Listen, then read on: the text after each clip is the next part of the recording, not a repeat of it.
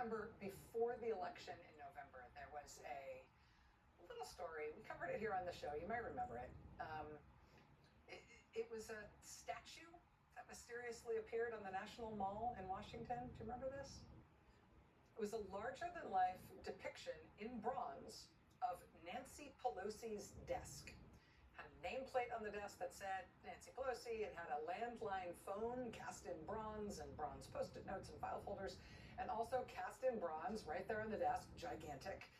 There was a huge poop, a stylized poop in the shape of a swirly poop emoji right there in the middle of the desk. And this weird bronze statue went up on the National Mall just before the election. It was an anonymous artwork. It was titled The Resolute Desk. Nobody knows who put it up.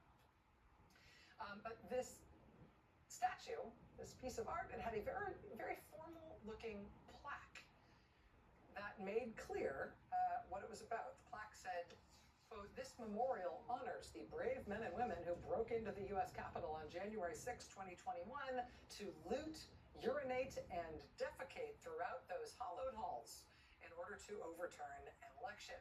President Trump celebrates these heroes of January 6th as, quote, unbelievable patriots and warriors.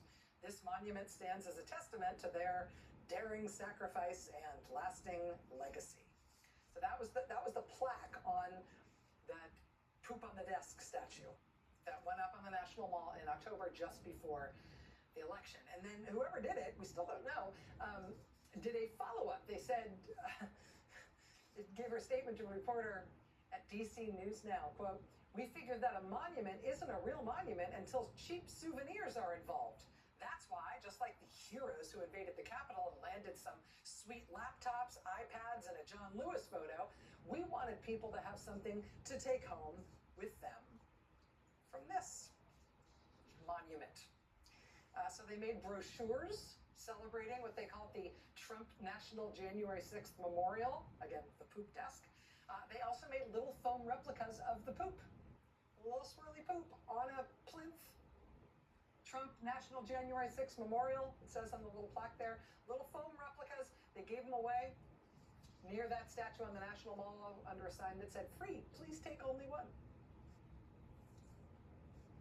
Of course, as soon as Trump got elected, he immediately did pardon all the January 6th convicts, including the guy from Brooklyn who publicly bragged, indeed, about having pooped inside the Capitol. Trump pardoned him. But then there was more. In Philadelphia and in Portland, Oregon, sort of formal-looking statues were put up of Trump looking very portly, wearing a suit.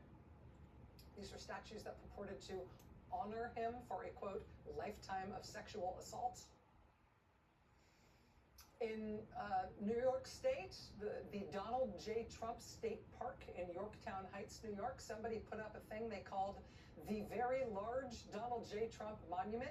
And the thing was, in fact, gigantic. It's kind of hard to get a sense of the scale of it here. But if you look at those little votive candles that are left on the steps there, you'll get a sense of it. This plinth, this sculptural base is huge. It's more than 7 feet wide. The whole thing is more than 8 feet tall. But perched on top of all of it, like the whole thing is setting up this teeny, tiny little thing on top of a little tiny mushroom, which is the Very Large Donald J. Trump Monument. That little tiny golden mushroom is a very specific reference to Donald Trump, one that I cannot explain because I am easily embarrassed. Then there was the Tiki Torch statue, 8-foot-tall hand holding a tiki torch that was put up on Freedom Plaza in Washington, D.C. That's a reference to the neo-Nazi and neo-Confederate torch-lit march through Charlottesville, Virginia in 2017. There was a plaque on that one as well. It said, quote, "This monument pays tribute to President Donald Trump and the very fine people he boldly stood to defend when they marched in Charlottesville, Virginia." Then after that, there was a few months when we didn't have any new ones. But now apparently we're back in business. This one put up recently in Washington, also about 8 feet tall. It's really big. It shows Trump's signature thumbs up photo pose smashing down onto the crown of the Statue of Liberty. It says in bronze letters across the front, "Dictator approved." And then on the four sides of the base, it has four quotes from dictators, all praising Trump. There's a quote praising Trump from Vladimir Putin, one from Viktor Orban, one from Jair Bolsonaro, and one from Kim Jong-un. That dictator-approved one went up a few weeks ago, roughly the same place as the Pelosi desk poop statue. The White House was apparently very unhappy about this one. They put out a sort of sad, scoldy, petulant statement about it. They said, quote, "In the United States of America, you have the freedom to display your so-called art, no matter how ugly it is." They actually said that in a White House statement. The people who created that so-called art apparently heard that statement from the White House and thought, challenge accepted.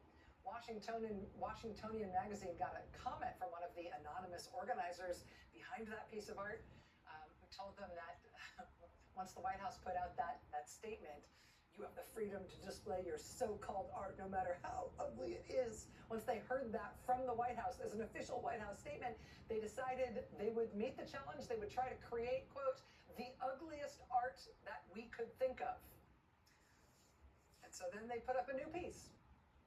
And it actually has that full White House quote on a plaque. And that plaque is on yet another new sculpture, I think deliberately designed to be as ugly as possible. It's got a like gold spray painted ivy and a gold spray painted eagle and a gold spray painted TV. And in these images, it looks like the TV is off, but in situ, this sculpture actually has the TV playing stuff. The TV apparently is battery powered, and it runs a constant loop of video clips of Trump doing his signature dance where he looks like he's doing something rude with each hand. And these clips that play on a loop on this sculpture, they include a little squib of video of Trump kind of doing that dance at a party with the late millionaire pedophile Jeffrey Epstein. President Donald Trump was in fact a friend. Because for our sins, with everything else going on, with Trump today restarting the total economic chaos of random scattershot tariffs on every country in the world other than Russia, with the U.S. government in its infinite wisdom under Donald Trump, getting us back into the measles business, which we had basically eradicated, but now we've got the biggest measles outbreak we've had in more than 30 years, with President Trump saying he was, quote, "not notified of the decision to cut off U.S. military support shipments to Ukraine." Said he was not notified, and he issued no instruction to do that, raising the obvious question of, okay, then if you as president didn't make that decision, who made that decision? With Trump literally paving the Rose Garden and putting this picture of himself up in the White House in the room with all the portraits of the first ladies. I mean, this is what he put up, right? I mean, in the middle of everything else, large and small, that we are contending with, there really is a Jeffrey Epstein, Donald Trump subplot in our lives now, in which this footage exists, and in which the Trump Justice Department put out a statement today saying, never mind all the things we ever said and hyped and screamed about the late pedophile Jeffrey Epstein. Turns out it's all nothing and people should stop asking us about it. Headline: Trump administration acknowledges lack of evidence from Epstein documents. After months of promising big revelations, Attorney General Pam Bondi acknowledges a lack of evidence for a host of conspiracy theories, including a, quote, client list. Trump's Attorney General Pam Bondi, in fact, not only said there was a Jeffrey Epstein client list that Trump had ordered her to review and release to the American people. She not only said there was a Jeffrey Epstein client list, she said that she had it in her possession on her desk. One of the things that you alluded to, and this is something Donald Trump has talked about, the DOJ may be releasing the list of Jeffrey Epstein's clients. Will that really happen? It's sitting on my desk right now to review.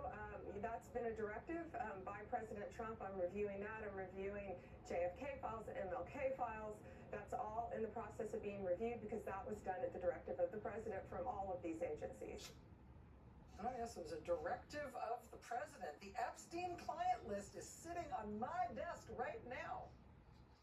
Says Donald Trump's hand-picked attorney general. New statement today from her department, the U.S. Department of Justice, says there is no Epstein client list. The systematic review revealed no incriminating client list, according to today's DOJ memo. These guys have been hyping the whole Epstein conspiracy theory for years. I mean, this is the guy who Donald Trump appointed to be deputy director of the FBI. Bernie told you the Epstein story. Let's just say a friend who knows about something, if you've heard the story, was on the plane with Clinton with the Epstein thing, and he said, "Hey, I'm out of here, Daddy-o." I told that story quite a few times, so I know a lot about this story. There are a lot of people who know old Jeff. A lot of people. So it's kind of weird, like this client list is about to come out. Everybody got quiet all of a sudden. I know a lot about this story. Says the podcaster who Trump named to be deputy director of the FBI. Now today, knock, knock, knock, FBI, what's up with that? Today, according to the FBI and the Justice Department, there is nothing at all to this Jeffrey Epstein story. Please stop talking about it. There will be no further information released. Client list, what client list? We will not be talking about this anymore. There will be no further information. You should stop talking about this, except maybe if it is raised, on the gold spray-painted television sculpture on the National Mall.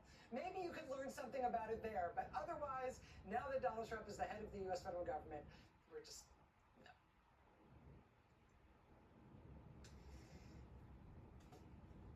Trump administration today announced that on second thought, they are not going to fire 83,000 people who work at the Department of Veterans Affairs. Trump appointed a Republican congressman to run the VA. He called the VA bloated and announced that it would need to be radically reduced in size. He announced that tens of thousands of people were going to be fired, pounded his chest that there'd be more than 80,000 people fired from the VA. He put out a video saying, quote, "We'll be making major changes, so get used to it now." Now tonight, that's off, apparently. The Washington Post reporting tonight, quote, "The announcement marks a significant reversal for the Trump administration." In recent days, we've also seen the Trump administration reverse course and say it's no longer going to knowingly declare dead people who it knows to be alive. They had done this to more than 6,000 people at the Social Security Administration, with plans to do it potentially to millions of people. Now they have reversed course on that, and they will no longer declare people who are alive to legally be dead. They also reversed course on HIV prevention. Trump had ordered a halt for some reason to HIV prevention efforts all across the country because, yeah, heaven forbid we try to prevent people from getting HIV and AIDS, but they've had to reverse that too, quote, "following outcry." With this ongoing catastrophe in Central Texas right now, just watch, they are going to have to reverse all they've done to try to destroy the National Weather Service, and NOAA. They are going to have to figure out a way to reverse that.